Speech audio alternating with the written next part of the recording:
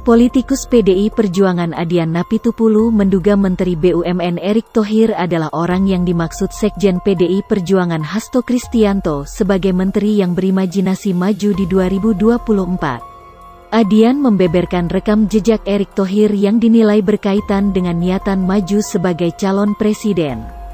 Siapa menteri yang dimaksud Sekjen PDI Perjuangan? Menurut saya barangkali menteri tersebut boleh jadi mengarah pada Erick Thohir, ujar Adian dalam siaran pers, Jumat 30/10. Tidak sulit memeriksa rekam jejak ambisi Erick Thohir di Google seperti misalnya terbentuknya relawan pendukung Erick Thohir, adanya deklarasi Erick for Presiden 2024, pembagian sembako dan beras dalam bungkus yang berisi tulisan terkait pencapresan Erick di 2024 termasuk juga promosi Erick Thohir di sosial media juga di konten-konten YouTube mudah didapatkan, jelas Adian. Lebih lanjut, Adian mengatakan banyak spanduk puja-puji kepada Erick Thohir. Apalagi, spanduk itu mengalahkan jumlah spanduk kampanye masker Presiden Joko Widodo. Spanduk itu diduga dipasang dalam rentang waktu berdekatan dengan aksi Omnibus Law. Spanduk puja-puji itu sungguh tidak relevan dengan situasi hari ini dan tidak etis dipasang di saat Erick Thohir masih menjabat sebagai menteri, terlebih lagi spanduk itu tersebar di saat pandemi dan bersamaan dengan demonstrasi-demonstrasi yang marak, kata anggota DPR RI ini. Adian meminta Erick sebaiknya fokus kerja. Ambisi untuk maju dalam Pilpres 2024 diredam agar kabinet tetap solid dan tidak saling jegal. Dalam situasi ini sebaiknya menteri fokus pada bidang kerjanya dan bergotong royong menjaga presiden. Ambisi menteri menuju 2024 sebaiknya diredam dulu agar kabinet tetap solid, tidak saling intip serta berujung saling jegal dan menuai pro kontra yang tidak perlu terjadi di saat ini, kata dia.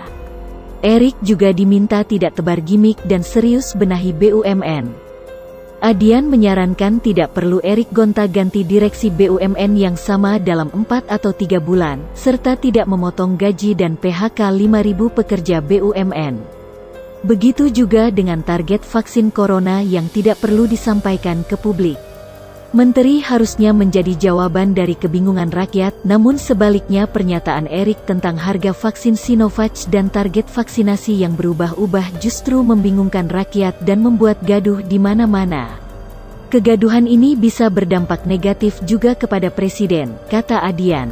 Erick juga diminta berbenah lebih baik. Yang terjadi, kata Adian, malah banyak rangkap jabatan.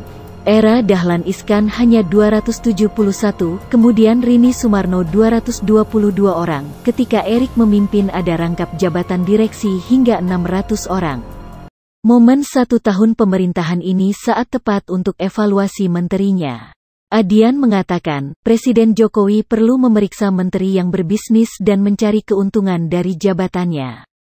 Terutama bagi menteri yang diam-diam menyiapkan tim sukses untuk berlaga di 2024. Presiden perlu memeriksa siapa menteri yang berbisnis dan mencari keuntungan dari jabatan, siapa menteri yang diam-diam diduga menyiapkan tim sukses 2024 melalui penempatan ratusan bahkan ribuan orang dengan biaya negara, mana menteri yang selalu gaduh dan kontradiktif dalam beragam pernyataannya. Semua itu jika dibiarkan kelak akan menjadi beban memberatkan dan merusak citra presiden, pungkasnya. Sebelumnya, Hasto Kristianto mengingatkan, para menteri merupakan pembantu presiden. Menteri harus berani mengambil terobosan dan totalitas dalam memimpin kementeriannya. Sebab itu, Hasto meminta menteri yang berimajinasi pada kontestasi pemilu 2024 dan melupakan tugasnya sebaiknya berhenti sebagai menteri Presiden Joko Widodo. Menteri harus berani mengambil terobosan. Sebab menteri adalah sosok yang seharusnya memahami hal ihwal kementerian yang dipimpinnya. Totalitas jajaran kabinet sangat penting. Karena itulah ketika ada indikasi menteri yang terlalu berimajinasi pada kontestasi pemilu 2024 dan melupakan tugas dan tanggung jawab utamanya sebagai pembantu presiden, sebaiknya segera menghentikan seluruh gerak pencitraannya dan menempatkan kejar prestasi sebagai bagian budaya kerja. Sebab soliditas dan daya juang para menteri di tengah pandemi ini sangat penting, kata Hasto.